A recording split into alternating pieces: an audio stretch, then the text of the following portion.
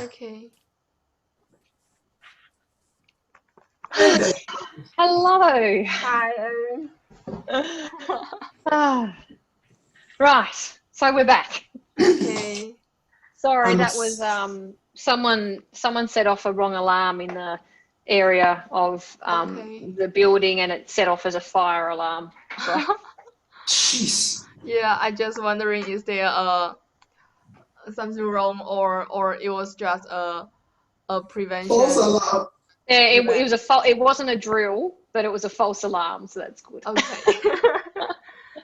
Okay. Ah, exciting. All Okay, right. so Cool. let's go back to what we were talking about. We're talking about what complications was as the theme. So the other thing about complications was how the changes in their information behaviour seeking, and so that was like dynamic changes. The impact of misinformation again. Um, any challenges of information seeking that the consumers had, the politics of COVID, the accessibility of the information, and then again looking at their own information management strategy. So complication was to do with both the information they were seeking and whether that was not making a judgment about whether it was true or false, but the fact that it was misinformation or conflicting information, as well as some of the political nature and their own need to have improved health literacy, really, or management literacy. So that was complications. Factors influencing behaviour, you had a lot of that, and a lot of that was correct. I think we only removed one or two. So Yes. the And we characteristics. added a couple as well, didn't we? Yeah, we added a couple as well. So, for Okay. example, here you can see you had them a mixture of attitudes, platform support, and COVID information. Oh, two there. So that was a factor that impacted their behaviour. You had all these ones correct. This one here, COVID. Oh no, that's not factors. That one was correct. 39 you had right. Support for online COVID information behaviour, because we got rid of the online platform support. That was a factor influencing the behaviour. Perhaps if there was support for them to get that information, they might have then gone that way. And if there was no support, they might have gone a different way. So that was a factor influencing behaviours. Okay. Focus information seeking was essentially about COVID and anything about COVID information. So anything that you had COVID information, a lot of it, not all of it, was focused information seeking. So when it was just talking about COVID and the characteristics of COVID,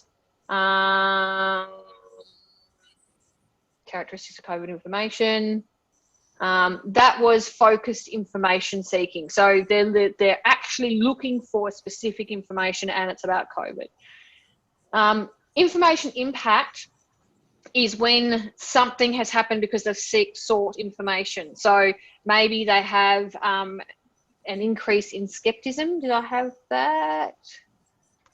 So impact of information. Yeah, impact of COVID information results on Information behaviour. skepticism. Yeah, information skepticism, results of consumers' information behaviour, impact of COVID information. So that theme is essentially when they've looked at the information, what has happened? They've done something. It's more of an action theme. They've looked at the information, now they're going to do or not do something because of that information. Judgment was about people making a judgment call on the information. So that could have been on misinformation. It could have been on what's deemed trustworthy, what's deemed credible. So judgment was things like assessment on conditions of the consumer's COVID information. So they're making an assessment. Yeah. Their attitudes, their awareness, their information assessment, how they share information and how they verify information. They're making a decision there. Judgment.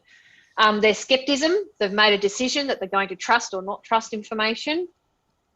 How they verify information. and their attitude. So it's essentially about them making a decision, a judgment call, an assessment of what they're doing. That's what judgment is. Okay. And then official communication was when it was talking about government or formal communication. So like advice for health professionals, government's response, Yeah. health professionals responding to COVID messages. There's only 3 or 4 of them. Need for public health surveillance and purpose of COVID response. So that's a very straightforward thing. So yes, they're different from what you had. In essence, what you were doing was right. It was just we needed to abstract it a little bit more. And it might have been different if we were here and with you on shore and could do that. So you were in the right area, but just not quite abstracted enough. So that's why we left your final themes here, so you could see what the refined themes look like. And so we didn't do it deliberately, but we ended up with 7 themes still. So we didn't count these, we just themed them and then went, how many themes have we got left? And it ended up with 7 themes. So that was very convenient. Yeah. So your next step is to write up these themes. So because I was out last week and you've had a bit of setbacks, that is not your fault, it's our fault, my fault essentially. We're going to help you with getting some of the structure about your chapters, and if need be we'll get an extension for your thesis within the due dates, so it's not going to impact on your graduation. So we just want to see how long this next step takes, and it's nothing to do with you, it's because of those holds up. So Michelle, were you happy with that template that I sent you? Yeah. Okay. So, but like I said, I don't know about that whole, the last section. Yeah. I think that last section should be there, or whether it should be brought up in findings and discussion. Yeah, we can look at that. So what I've done, Ishan, is I'm going to send this to you. This is your analysis chapter template. So I've tried to do this so you can just start writing about these, so you don't have to do all the formatting. It's just like, so the introduction page, you can fill that out later, but this is how your chapter should be structured. So when you're doing content analysis or thematic analysis, your analysis chapter doesn't do any interpretation. It doesn't do any discussion of how important. What it simply does is, this is the theme, this is why it's defined as, and that's it. It's just a reporting of what you've done. So what we've done here is we've given you a template. So I've put all the correct theme names in for your final 7 themes, and I've sort of done the first section, kind of started it for you, and then as you get into the end of the you can see complications, I've included all the open codes, and I'll talk about these in a moment. But once we get past factors influencing behaviour, I've just done simply a template for you, so you can see what it looks like. Okay. What you do is in these, so attitude is your first theme alphabetically. So you need to, in this box here, you need to come up with a definition of what each of your themes mean, and that's why I just spent that time talking about what they were, so you can put it into your own words. So each theme, you have a definition of what it means to be attitude, complications, judgment, etc., and so forth. That goes in this box, and each of those themes have that box. Okay. Yeah. Once you've done that, you then need to talk about the final level open codes. So your final level open codes, if I go to a new share, and this is why I've kept this. So your final level open codes, if you look at sheet 4 now, you can see that I've taken these are actually final level open codes for you. Oops. Final open codes. If you look at these, you can see that I've sorted them so you can look at and see what each of them are. Okay. So attitude has attitude has 5 open codes. And so in attitude, you need to talk about what each of these mean, okay? So to define the 5 codes. Yep. Okay. So in this template, you can see like the 5 final open codes that contain in attitudes consist of, and I've listed each of them. I've done that for every theme for you, so you don't have to worry about that step. Then what you do is, for each of the final level open codes, you need to talk about them.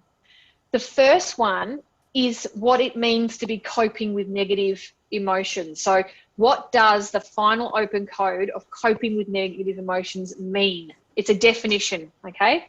Yeah. Then you have to go through your data to find the text statement, a text statement that links. So if you, so if we go back to, so coping with negative emotions, this is how I found it. You copy, you have to go back to your sheet 3 or sheet 3, and then I go, I'm looking for that, coping, why isn't that not doing that? Oh, this is the sub themes. Yeah. So it might be in the coding 3 sheet. Yeah. So when I did it, I got to this one, right? So when so consumers are concerned about the spread of COVID in interpersonal relationships, and if we go up one level, we will see that goes to concerns about interpersonal infection with COVID, and if we go up another level,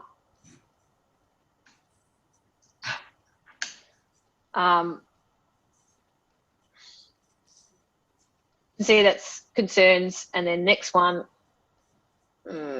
infection concerns. Oh, and now I need to infection concerns, COVID risks, right? Yeah. So you've got to trace it all back. And so once you trace it back, and some of them you'll only have one quote you'll be able to use, some of them you have multiple quotes you can use. You need to choose, this one we only had one quote. You need to choose whatever quote is best appropriate for the definition that you've got, and we pop it in there in italics, as you can see. Okay. This bottom sentence is, why does coping with negative emotions fit into attitudes? Why does it belong in that attitudes theme? So because, you know, it's a perception about, or it's how people develop coping mechanisms with their negative perceptions, and that is an attitude about COVID or something like that, okay? So that's how this is always done. This first one is the definition, then the quote giving an example, and then the bottom one is, this is why it fits into this theme. And all of them are done exactly the same way. Okay. Do you understand, Ishan? You're looking a bit lost. Yeah, the for the every themes, we give them a definition, and then for each sub themes of it, we give it definition, example, and explain why the example. Why it fits. Yes. Yeah. Yeah. So what I'm going to do, I'm just going to add to this for this first one. Erin, might be worthwhile to get her to do the first one first. Yeah. Why?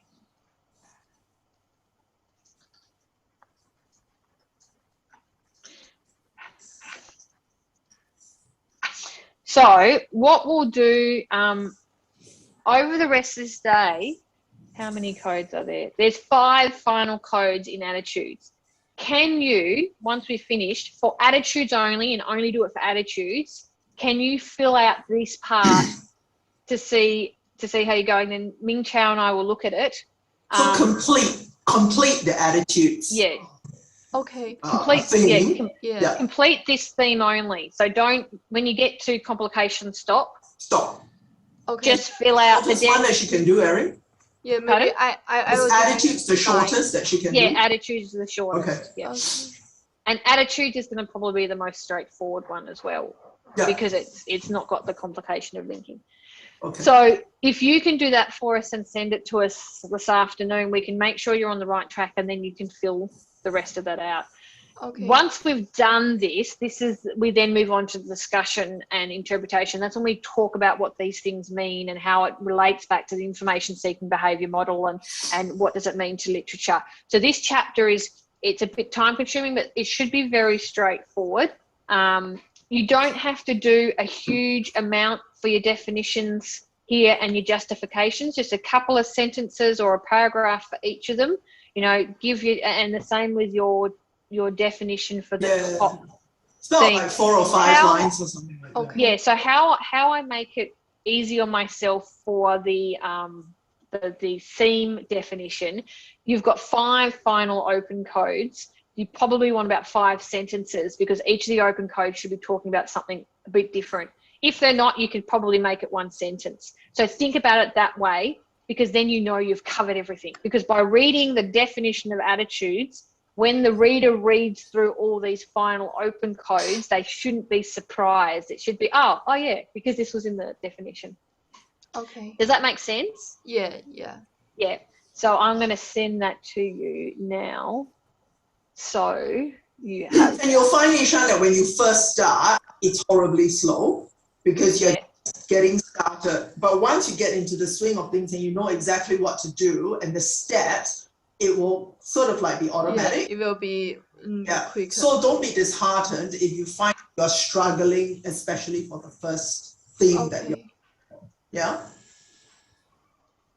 I'm just sending. I got an email. Is it from you? No, it's not. No, I'm about sending it now. Okay, so you should have that template now. I just sent it. For the results chapter, the criteria says that it need to throughout and rigorous analysis of results using appropriate techniques. So how should I show the techniques we use? This is how you're showing, because thematic analysis is wanting, so sometimes the CRA is a little bit slanted towards quantitative methods. For a qualitative method for content and thematic analysis, this is the results chapter. This is, well, we actually don't have a results chapter in qualitative analysis.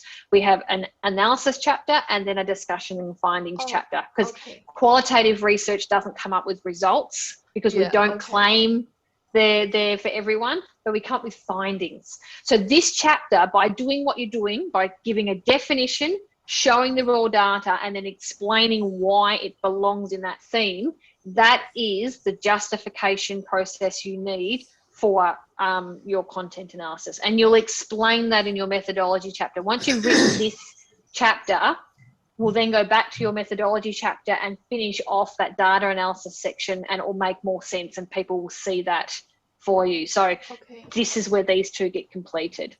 Okay. Yeah, it makes sense. Yeah, cool. So do the attitudes one for us. Think, keep an idea of how long it's going to take, how long it's taking you. Send it to us, and then once we get back to you, you'll be able to then go, I've got 6 more of these to do. The majority of your themes have around about 7 or 8 open codes. One of them has 14 open codes because it's just a bigger one. But the majority of them will have a bit more than the attitudes. But if you can think about how long it took you to do this, and if it's correct, you'll then know how long it's going to take you to do your analysis chapter. If you can let Ming Chow and I know when you send us this attitudes, how long it took you, because then we can work out what we need to do for the planning for everything else. The next step is, once we've done this analysis chapter, we need to think about what your key findings are, so then you can write your your discussion and findings chapter with the end point in mind.